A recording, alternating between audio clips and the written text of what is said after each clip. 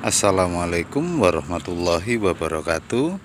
Hari ini saya ingin menjawab dari permintaan seorang teman ya. Kebetulan tempo hari ada yang nanya, Om, mohon dijelaskan tentang asam amino dan cara membuatnya. Oke.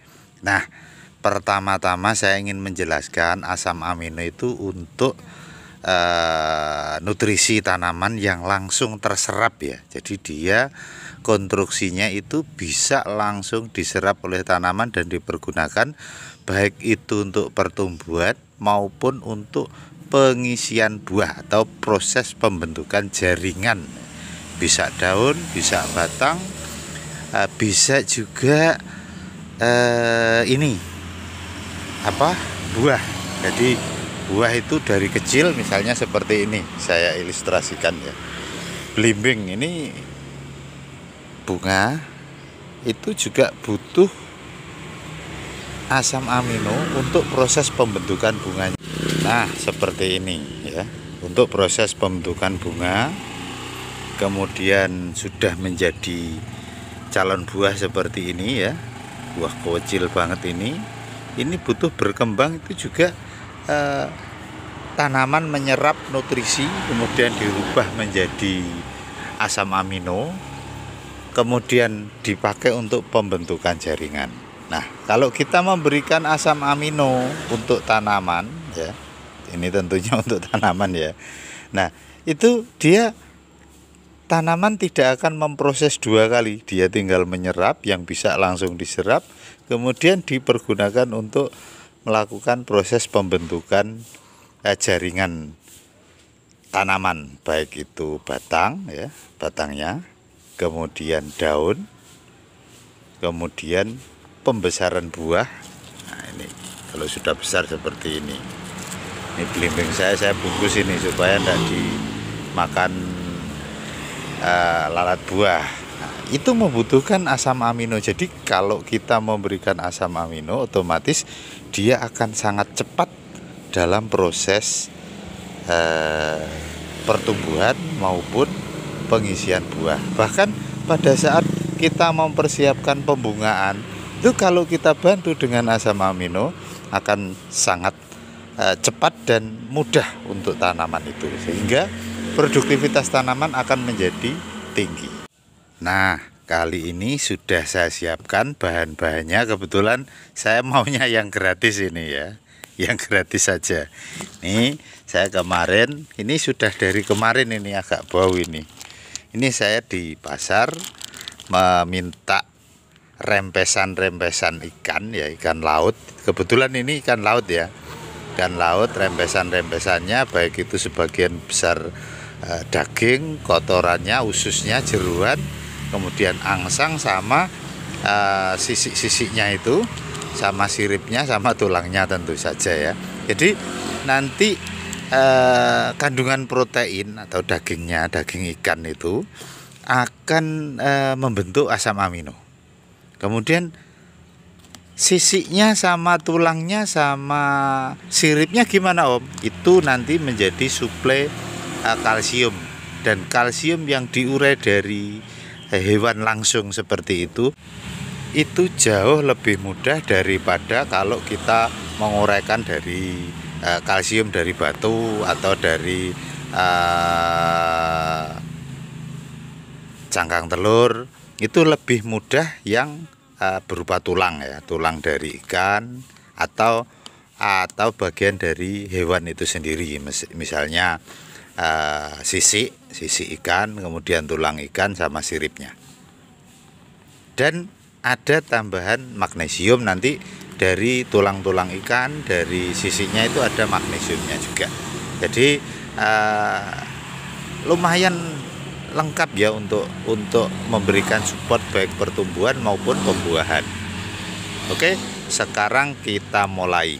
Nah, ini bahan ini akan saya masukkan ke dalam galon ini. Kenapa saya pilih galon? Supaya mudah prosesnya, proses pembuatannya, dan mudah Anda untuk melihatnya. Jadi nggak pakai ribet. Jangan ribet ya kalau dalam berproses membuat pupuk itu, usahakan jangan yang ribet.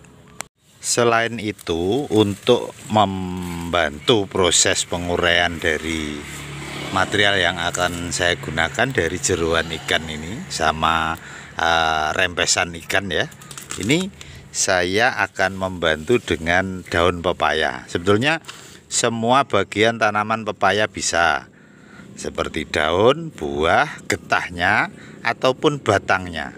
Tapi kalau batangnya biasanya banyak seratnya, nanti sulit untuk proses penguraiannya, nanti ampasnya lebih banyak. Jadi saya pilih daunnya saja sama tangkai daunnya ini. Kemudian kan saya tambahkan dengan kipait ini. Nah, ini daun kipait ya. Ini saya potong-potong dulu, nanti kita masukkan bersama. Supaya cepat prosesnya, jadi ini sudah saya potong-potong ya. Saya campur, sebagian kita masukkan dulu, jadi jangan semua. Nah, karena ada di dalam galon ya, jadi agak sabar dikit. Harusnya kalau ada ember gitu malah lebih mudah. Tapi ada tujuannya kenapa harus pakai galon. Nah, ini saya masukkan sebagian, tidak semua ya, bagian bawah supaya nanti bisa merata. Nah, sudah. Lalu kita masukkan bahan utamanya. Ini saya pakai alat bantu corong ya. Yang kecil-kecil nanti dimasukkan pakai corong. Jadi agak ribet memang ya. Bau juga ini.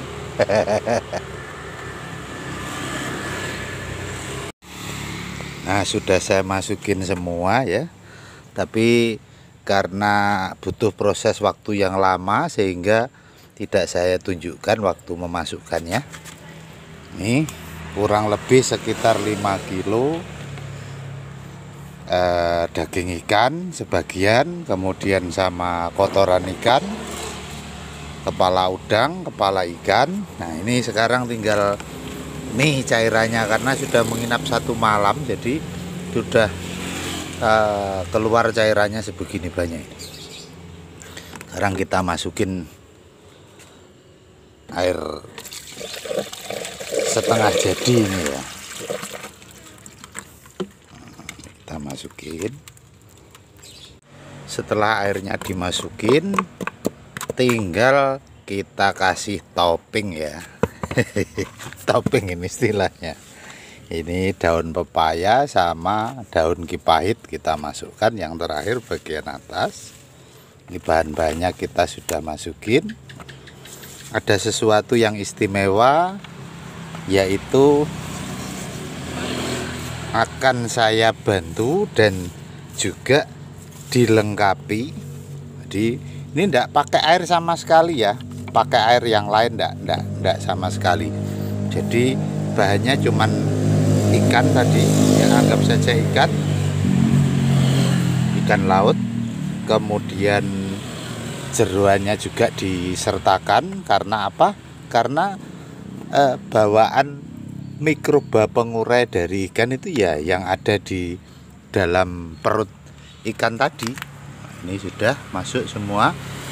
Tinggal satu bahan lain yang spesial. Apa itu? Yaitu lindi super. Lindi super, tapi saya tidak akan mengambil yang sudah matang. Ini kan sudah matang, sudah siap jual saya ya. Sebetulnya boleh ditambahkan dengan lindi yang sudah matang ini, atau yang masih mentah, atau yang baru menjadi cairan lindi. Kalau saya lebih memilih yang masih baru. Kenapa yang masih baru? Karena ini diharapkan bakteri pengurai tahap awal pun masih sangat banyak. Yang pertama, yang kedua, sayang kalau yang sudah jadi dipergunakan kan tinggal dijual. Biar berproses bersamaan, lindi yang masih baru jadi dari bahan organik awal ya, baru menjadi cairan lindi. Ini yang kita gunakan. Berapa banyak untuk daging ikan atau yang seperti punya saya tadi kurang lebih 5 kg itu dibutuhkan kurang lebih sekitar 1,5 liter lidi. Ini adalah pengurai sekaligus pelengkap. Jadi nanti diharapkan apa yang kita hasilkan yaitu amino untuk tanaman itu memang betul-betul super. Kenapa demikian? Karena sudah bahannya seperti itu ya. Kemudian kita tambahkan dengan lindi super. Ini saya berikan 1,5 liter.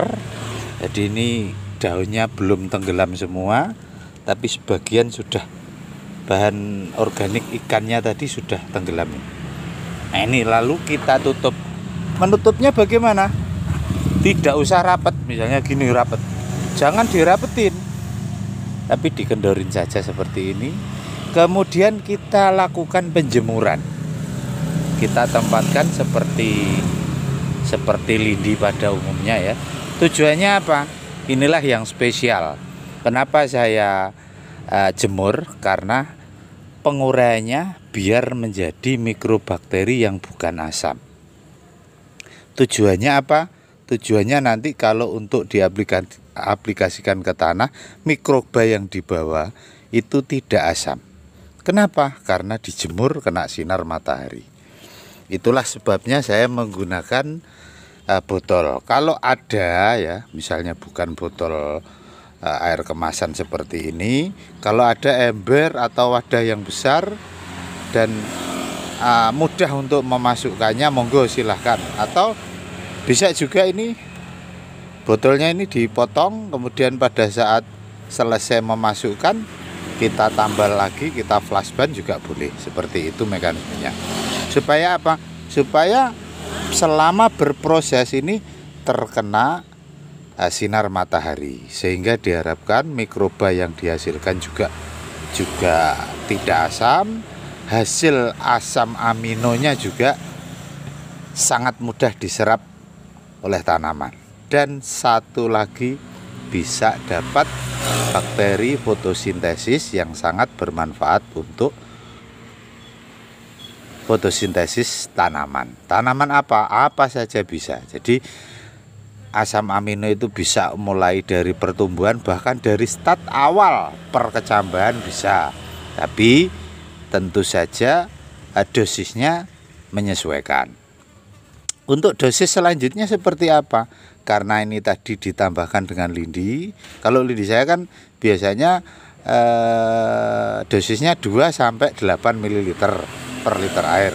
Karena asam amino itu tidak sepekat lindi, jadi nanti minimal ya 5-10 ml per 1 liter air, baik untuk dikocor maupun kita pergunakan untuk spray. Berapa lama proses pembuatan asam amino ini? Kurang lebih sekitar 6 minggu sampai 8 minggu. Jadi 1,5 bulan sampai 2 bulan. Nah, kalau ada yang nggak sabar, bisa lindinya ditambahkan sedikit lebih banyak, tapi minimal 3 minggu baru boleh dipakai ya. Oke, demikian yang bisa saya sampaikan untuk menjawab permintaan teman tentang pembuatan amino buat tanaman. Mudah-mudahan bisa bermanfaat. Akhir kata, wassalam warahmatullahi wabarakatuh.